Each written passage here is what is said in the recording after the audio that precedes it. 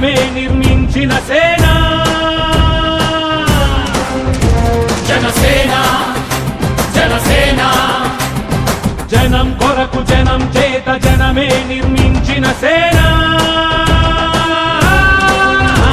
జనసేన జనసేన జనం గోడు వినడానికి జనం తోడు అనడానికి జనం వైపు అడుగేసిన సేన జనసేన జనమే తన సేన జనమే తన సేన కనుకనే కదిలెదిలా జనంలోకి జనసేన జనంలోకి జనసేన జనంలోకి జనసేన జనం కొరకు జనం చేత జనమే నిర్మించిన సేన జనసేన జనసేన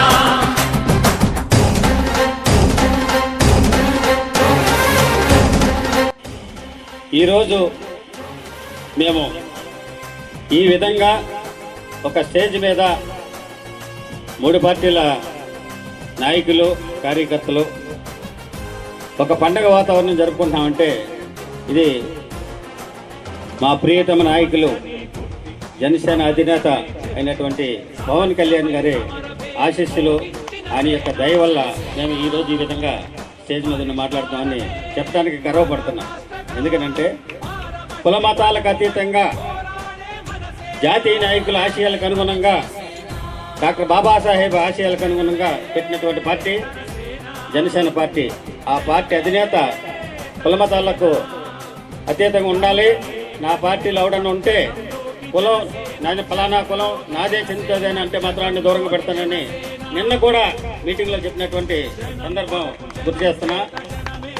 ఏ ఒక్కడ కూడా నాది ఎక్కువ నా కులం అంటే మాత్రం ఆయన నా పార్టీలో ఉంటుందని బాహాటంగా చెప్పడం జరిగింది. అటువంటి నాయకుడు ఆయన ఆశయాలు నచ్చి మెచ్చి నేను ఈ పార్టీలోకి రావడం జరిగింది. దానికి తదనుగుణంగా నేను తీసుకున్నటువంటి నిర్ణయాలు ఏంటంటే ఎవరికి నచ్చినా నచ్చకపోయినా ఎవరికి ఇష్టమైనా ఇష్టం లేకపోయినా ఆయన ఆశయాలకు అనుగుణంగా నేను పనిచేసే విధంగా ఈ నియోజకవర్గంలో నేను తీసుకున్నటువంటి నిర్ణయాలు ఏంటంటే అన్ని కులాలకు సమానంగా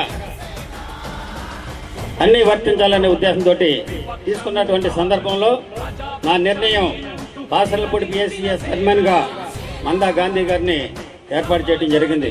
దానికి ఆ మండలాధ్యక్షుడు జాలెం శ్రీనివాసరాజు గారి ఆధ్వర్యంలో నాయకులు ఈ మండల నాయకులు మొత్తం అందరినీ తాతగాపు గారు, కొండలరావు గారు, సుబ్బారావు గారు అందరినీ ఒప్పించి తీసుకున్నటువంటి నిర్ణయం ఇది. ఆ నిర్ణయానికి కట్టుబడి ఉన్నాం కాబట్టి వీళ్ళందరూ కూడా ఈరోజు మందా గాంధీ గారు ప్రమాణ స్వీకారం చేస్తున్నారు. అయితే గత ప్రభుత్వాల్లో తీసుకున్నటువంటి నిర్ణయాలు వేరు. ఈ కూటమి ప్రభుత్వంలో ఉన్నటువంటి జనసేన పార్టీకి చెందినటువంటి మేము ప్రత్యేకమైనటువంటి వ్యక్తులుగా ప్రవర్తించాలనే ఉద్దేశంతో ఈ నిర్ణయాలు తీసుకోవడం జరుగుతుంది. ఎందుకంటే మా అధినాయకుడు పవన్ కళ్యాణ్ గారు జన సైనికులకి ఒక ప్రత్యేకత ఉండాలని చెప్పడం కూడా జరిగింది.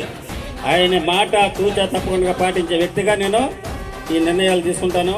నా నిర్ణయమే ఇక్కడ తుది నిర్ణయంగా భావిస్తాను. అయితే కొంతమంది కొన్ని అవాకులు సవాకులు పలుకుతూ ఉంటారు. నేను పనిచేసే తీరులో ఈ నియోజకవర్గంలో రోడ్ల డెవలప్మెంట్లో ఈ కోనసీమ జిల్లాలో వేరే నియోజకవర్గాలు ఏ ఒక్క జిల్లాలో కూడా జరిగినటువంటి అభివృద్ధిని చేశానని ఈ సందర్భంగా నేను గర్వంగా చెప్పుకుంటున్నా. ఎందుకనంటే ఆ రోడ్లు ఈ 4 మండలాలు వేసినటువంటి రోడ్ల విషయంలో ఏ ఒక్కడ ప్రమేయం లేదు. నేను సొంతంగా ఏ రోడ్డు కావాలని పెద్దలు వచ్చి అడిగితే దాని విషయంలో నేను కన్సర్న్ డిపార్ట్మెంట్కి వెళ్ళి అధికారులతో మాట్లాడి తీసుకొచ్చినటువంటి నిధులతోటి నేను వేస్తున్నటువంటి రోడ్లు ఈ రోడ్ల సందర్భంలో ఏ ఒక్కడ ప్రమేయం లేదు, ఏ ఒక్కడి కూడా సంబంధం లేదని ఈ సందర్భంగా మీకు తెలియజేస్తున్నా.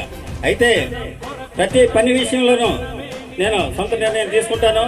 దాన్ని మళ్ళా పార్టీ పరంగా అందరూ ఆలోచనలతోటి చేయడం జరుగుతుంది.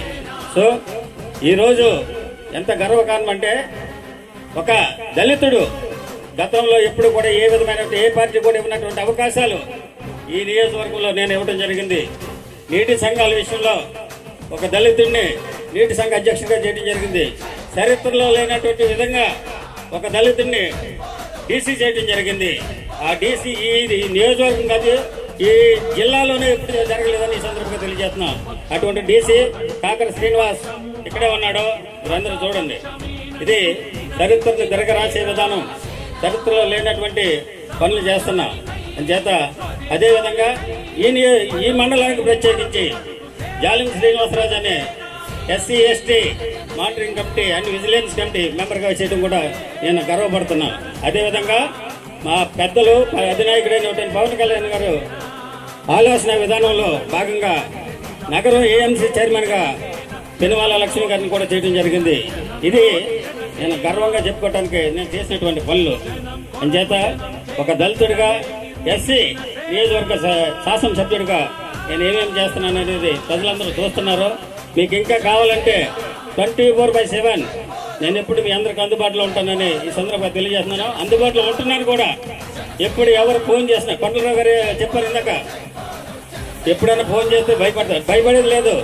ఆ సందర్భంలో నా ఫోన్ ఎంగేజ్ వచ్చి తర్వాత నేను మిస్డ్ కాల్ చూస్తున్నాను సరే, మీకు చేసినటువంటి సందర్భాలు చాలా ఉన్నాయి. మీకే కాదు, అతి సామాన్యుడికి కూడా నాకు ఫోన్ చేసినటువంటి ప్రతి వ్యక్తికి నేను సమాధానం చెప్పే వ్యక్తిని ఈ సందర్భం తెలియజేస్తున్నాను. అయితే కొండరావు గారు, ఇంతకుముందు మీరు కాజ్వే గురించి మాట్లాడారు. ఆ కాజ్వే ఇప్పుడు అందరి సమక్షంలో చెప్తున్నా, ఆ కాజ్వే శాంక్షన్ అయింది. గోదావరి తీయగానే శంకుస్థాపన చేసి 14 కోట్లు శాంక్షన్ అయింది. గోదావరి తీయగానే అది శంకుస్థాపన చేసి మీ అందరి సమక్షంలో అయితే బ్రహ్మాండంగా దాన్ని స్టార్ట్ చేస్తున్నాను. ఈ సందర్భంగా మీకు తెలియజేస్తున్నా. మీకు ప్రత్యేకించి 20-25 సంవత్సరాల నుంచి పెండింగ్లో ఉన్నటువంటి రోడ్లన్నీ కూడా వేస్తున్నా. మరి అప్పటి వరకు గవర్నమెంట్ లేదా? గతంలో గవర్నమెంట్ పనిచేయలేదా?